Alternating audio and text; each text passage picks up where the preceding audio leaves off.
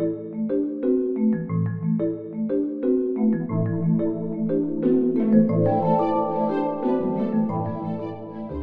I got an interview with Case & Company, and I met with the guy who ran the department, and he was a clinical psychologist. So lo and behold, he liked some of the stuff I'd been studying in school, and he liked what I'd been teaching at Wheaton College. So he said, "Come on in, and we'll give you a bunch of tests, and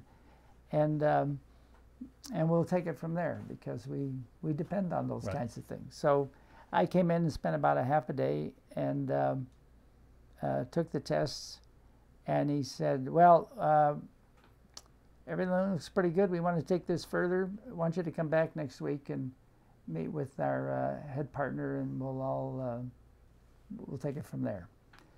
So I did come back, and he said... You got through that, obviously. Pardon me? You got through that successfully. Got through that, and he said, "Why don't you wear a tie?" So I did, and he said, "Plan on lunch." And so I showed up with my suit or sport coat or whatever I was wearing and my tie, and found out that I was going out to lunch with about 6 guys who were all a part of the firm, and the big Maher, who was going to actually pass on me. And so the point is, we went out to a delightful lunch, and basically we all shook hands, and they said, "Welcome to the firm." And what was your role there? I would be called a staff consultant, but I was far and away the most junior person there, and of course they had lots of corporate clients who were working with on all kinds of projects. But I would be working in the personnel department. Now, what's that? Is that executive search, or? Yes, they did executive search. That wasn't their main business, but they did executive development, and they did certain studies, and they did a lot of psychological assessment. And that was your job? That was my job. So I came in, but I had to learn, and so they gave me some very menial tasks, running numbers for them and doing some studies and giving them some stuff. But welcome to the world of consulting. Yeah, I started off on a very rudimentary level because that's really all I was suitable for. But then lightning struck in a beautiful way. Harley-Davidson was a client of the company. The company was asked to do a market research study for them on snowmobiles, because Harley-Davidson was struggling with the fact that they were manufacturing these hogs, and along had come Honda and some of these other Japanese brands, smaller brands, and they were selling, and the business was falling off for Harley's businesses.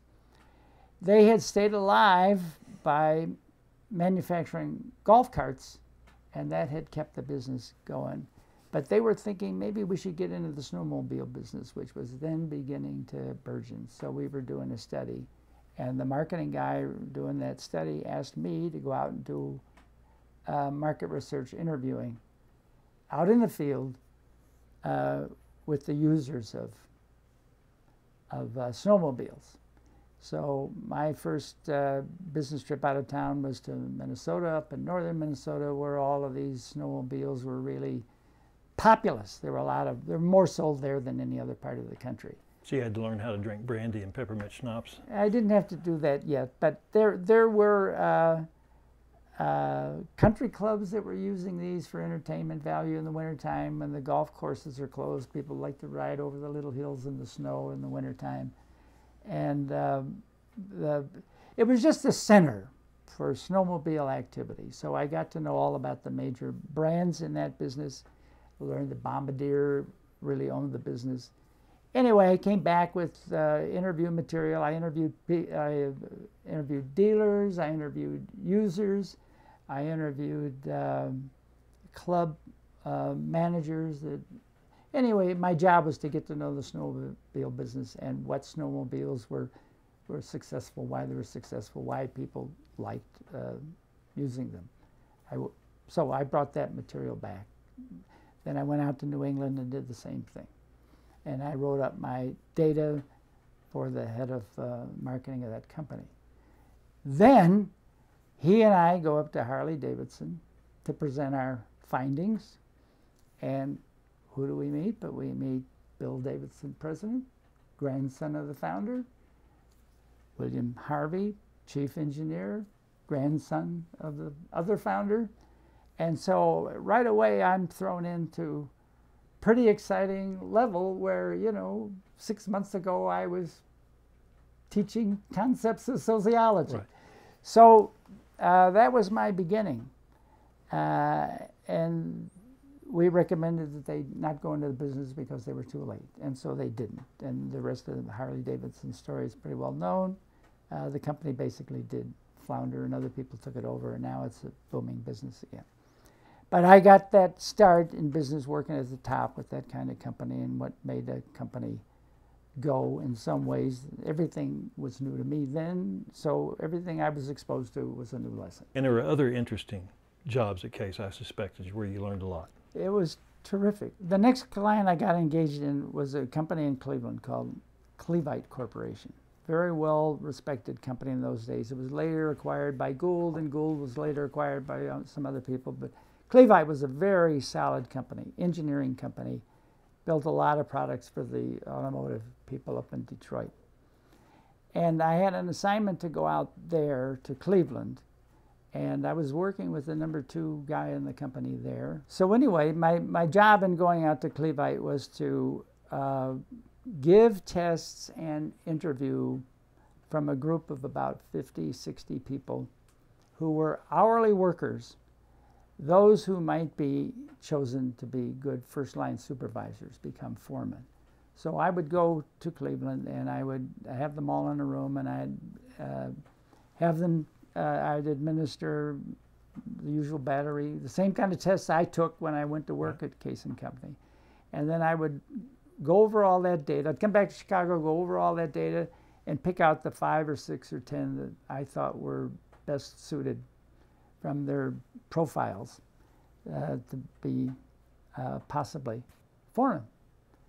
So I did that, and I went back then, having selected these 8 or 10, and then boil that down to about 5 or 6 people. So that then I would recommend to the plant manager, the one that's interested in having these new foremen be available to him. So I present these 5 or 6 people to him that I think can do the job, and he's nodding and so on. And I say, now here's a person who did really well on all the tests and was good in the interview, but he looks good, and you'd wonder why I'm not recommending him. I can't tell you why I'm not recommending him, but I'm not recommending him. There's something about him that makes me uneasy. So you're getting into the evaluation part Yes. and assessing talent.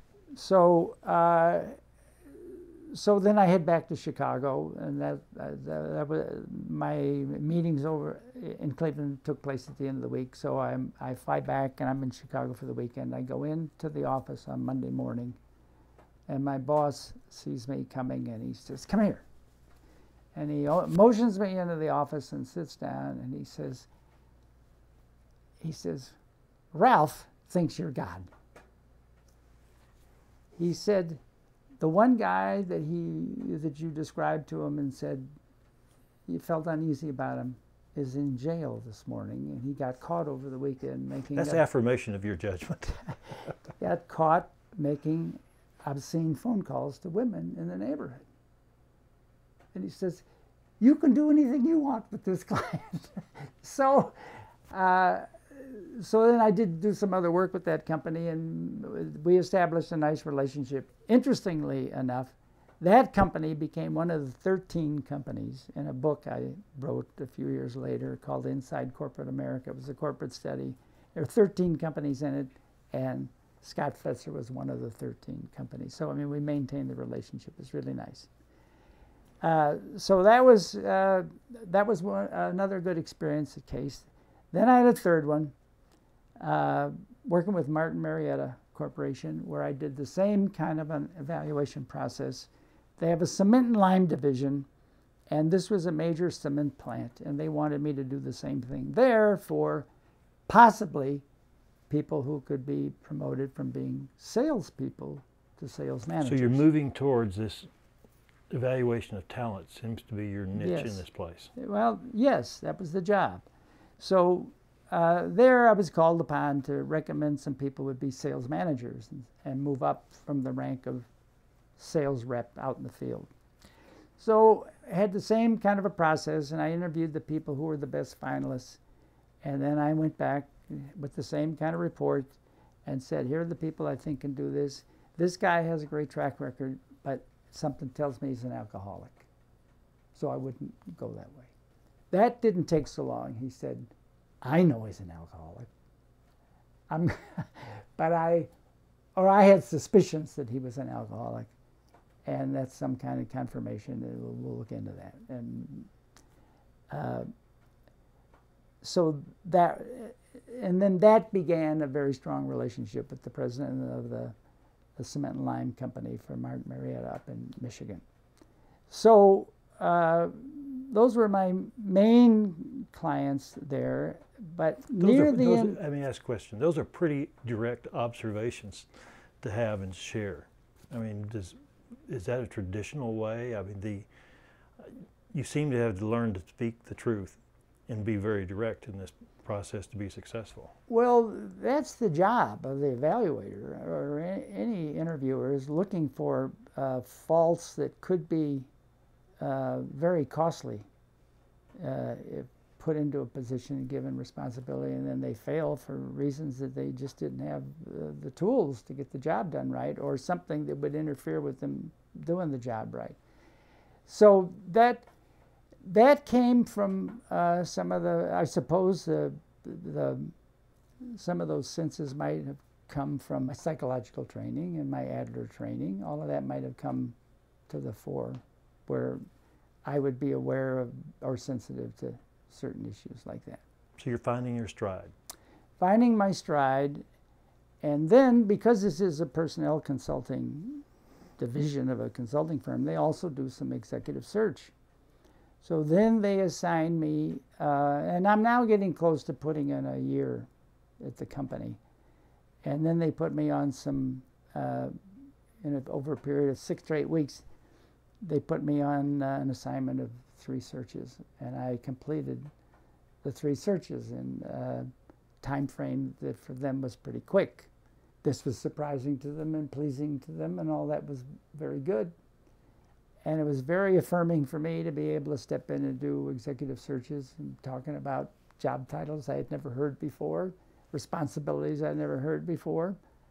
But after you do this long enough and interview enough people and really cover a lot of ground, you begin to learn the issues. So I was able to, and when you do a search well, you get to know the company that you're doing the search for and the people who are responsible for completing the search in the company, or the boss who's going to hire this person. You know what's really important, and so you put that to work when you're evaluating the candidates, and then you find the ones that fit the bill, and you present them. And so I was able to do this. Well, that then led me to think, if I'm going to do an executive search and I'm able to do this, and it seems like I am, then I ought to be with a firm that's really a really great search firm.